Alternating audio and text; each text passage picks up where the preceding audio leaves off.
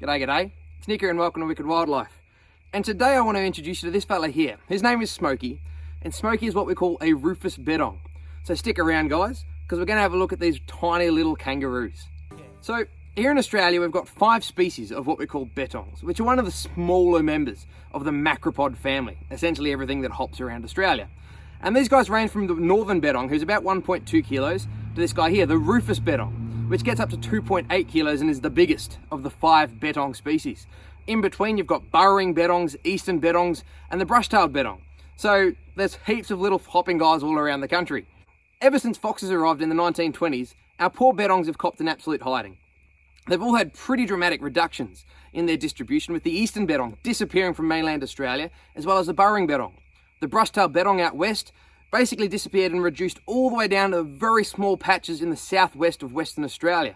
But the Rufus Bettong here managed to cling on along the east coast of Australia.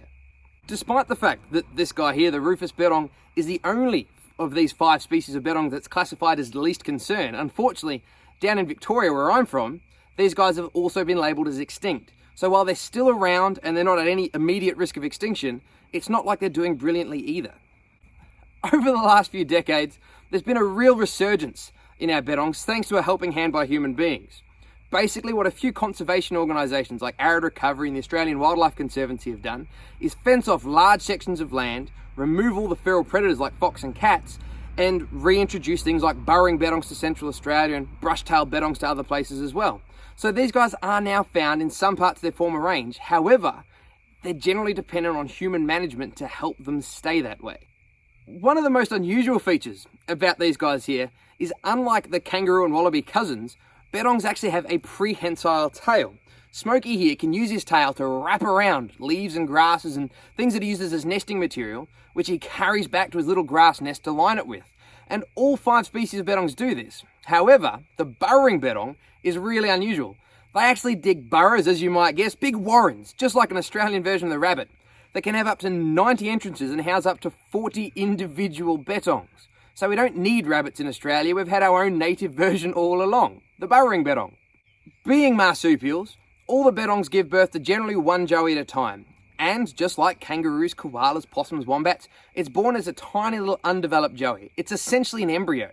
It crawls its way up to the pouch, where it develops over the next few months, and then it'll follow mum around at foot before heading off to live on its own. Luckily, these guys, being slightly smaller than things like kangaroos and wallabies, can reproduce slightly quicker though when times are good. And Rufus Bettongs in captivity can have up to 2 or 3 joeys in a single year if times are doing well. So given the right circumstances in the wild, if we actually start looking after these guys the way we should be, they can actually make a recovery. So while things haven't always been very well for them, it's certainly not the end by any means. We can help and we can start to make a difference.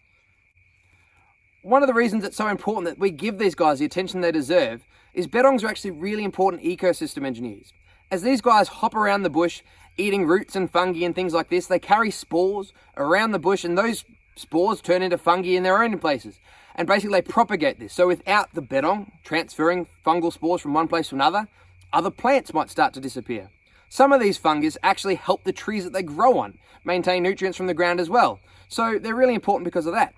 Burrowing bettongs, of course, create these big warrens, which in turn can become habitat for other places.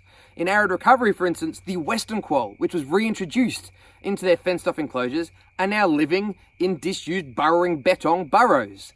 So while these guys might be smaller, you might not see them on documentaries and Animal Planet every day, they're every bit as important as koalas and wombats and kangaroos. They're every bit of Australian, and we can't afford to let them disappear.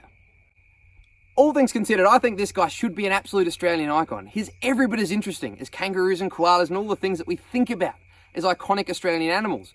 But he's not going to get more attention until people start learning and discovering animals that I suppose you don't necessarily think about. My favourite thing to explain to people is all the kids out there. If you've ever got to do a school project on an animal, instead of doing a koala that the whole class does, spend 5 minutes with your parents or your teachers, hop on the internet or read a book, and if you don't know this animal exists, chances are your classmates don't. You'll get to stand up in front of them, teach all of their classmates about this animal, and who knows, maybe one of them or maybe you will grow up and make a difference. But in between now and then, if you'd like to know more about our bettongs, check out Animals Anonymous. Smokey here is an educational ambassador. He lives with friends of mine at a wildlife display. It's called Animals Anonymous, and you can find them on Facebook. I'll leave a link in the description. Other than that, As always, thanks for watching, and if you haven't already, please subscribe to our YouTube channel or like us on Facebook. And if you want to become involved and help our videos come out more regularly, you can also check us out on Patreon. Other than that, guys, as always, thanks for watching. I hope you enjoyed the video, and as always, be nice to wildlife. Take care.